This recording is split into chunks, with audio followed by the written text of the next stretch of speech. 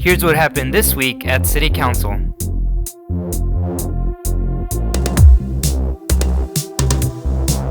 This is an update from the COVID cross-functional team. It was item number 1 on the City Council work session on 15 March 2021. And in our update, the governor issued a new executive order that removes the operating limits for businesses and eliminates the mask mandate. But that being said, our businesses are really acting responsibly by continuing to follow the safety protocols. And we as a city continue to urge our residents to continue wearing face coverings. Dr. Ocaranza reported on the statistical importance of continuing to wear face coverings as perhaps the most important measure in protecting yourself from being infected with the virus. And the data shows a significant reduction if you wear a mask and you wear it properly. This past week, we also received our first shipment of 700 doses of the Johnson & Johnson vaccine. And because it's single dose, we're prioritizing this vaccine initially for our homeless population to mitigate the potential spread of the virus. The federal government also revised vaccine eligibility criteria to include education and childcare personnel. And effective last Monday, that criteria was again amended to include all adults aged 50 years and older. So if you meet that criteria and you haven't yet registered for the vaccine, we encourage you to do so by visiting our website at epcovidvaccine.com.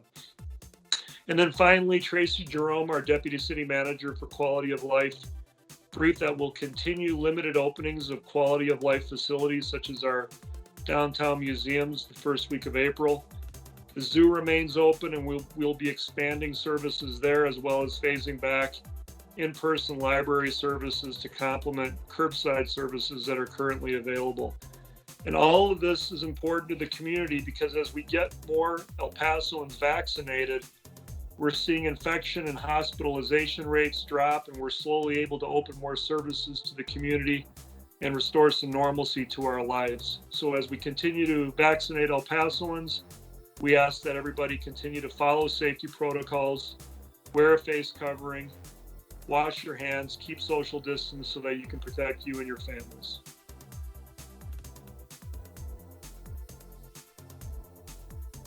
In line with what we do as part of our budget process, continuing to provide the updates to the City Council and to the community as a whole. And this budget update focused on looking at some of the challenges experienced from COVID-19. And then on top of that, really focusing on some of the state limitations on limiting our revenue growth when it comes to property taxes, looking at the valuation growths. So continue to build upon our discussion of looking at our 5-year forecast that we talked about with the City Council, looking at how do we continue to increase our revenues, particularly looking at our economic development efforts to increase our tax base, generate additional new revenue, and then at the same time also looking at our sales tax revenue growth. And then on the flip side, looking at how do we begin to prioritize some of the services as we bring them back online that have been impacted by COVID, and looking at a multi-year phased-in approach and doing that.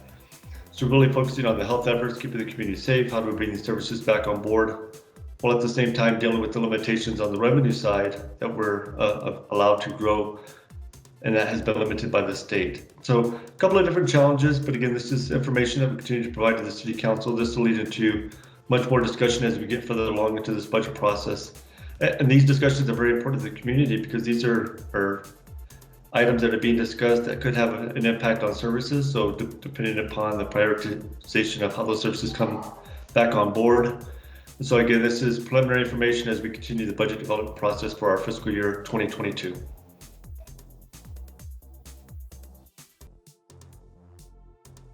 Item 28 was an ordinance approving the 19th Amendment of the Tax Increment Reinvestment Sum 5 Project and Financing Plan. The amendment will allocate up to $150,000 of the TERS annual revenue towards the capital needs assessment towards the downtown study plan. The city is looking to launch this initiative within the next month, and we ask the public to be on the lookout on the city's website for ways that they can contribute and comment on and ways they want to see what they want to see downtown look like. So this is important because it's what's going to set this is like the footprint of what downtown El Paso will look like over the next few years, and so it's important to get the public's feedback on this.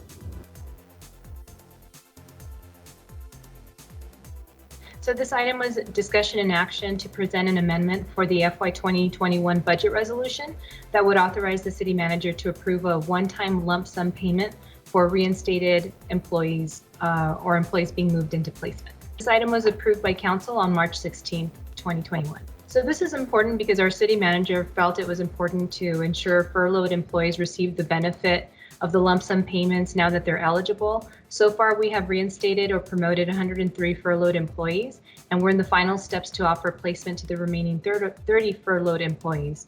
When the lump sum payments were issued out last September, the furloughed employees were not eligible to receive the lump sum payment, and so those lump sum payments vary from anywhere from general service up to $600 or professional and managerial positions up to $400.